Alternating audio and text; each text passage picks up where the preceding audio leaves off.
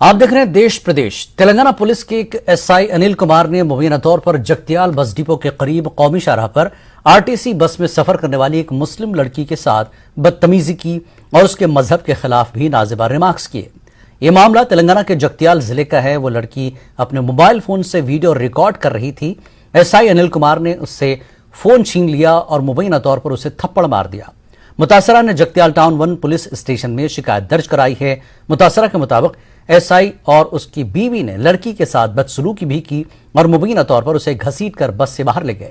جب تلنگانہ ریاستی اقلیتی کمیشن کو اس معاملے کا علم ہوا تو کمیشن کے چیئرمین طارق انصاری نے فوری طور پر جگتیال ضلع کے سپرنٹینڈنٹ آف پولیس سے بات کی اور مذکورہ تفصیلات سے آگاہ کیا اور اس معاملے میں فوری طور پر رپورٹ کرنے کو کہا۔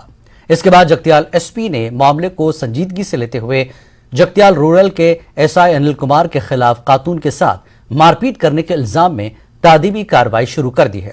پولیس سپرنٹینڈنٹ A بھاسکر نے بدھ کو SI کو ضلع ہیڈ کوارٹر سے منسلک کرنے کا حکم جاری کیا اور واقعے کی تحقیقات کا حکم دیا۔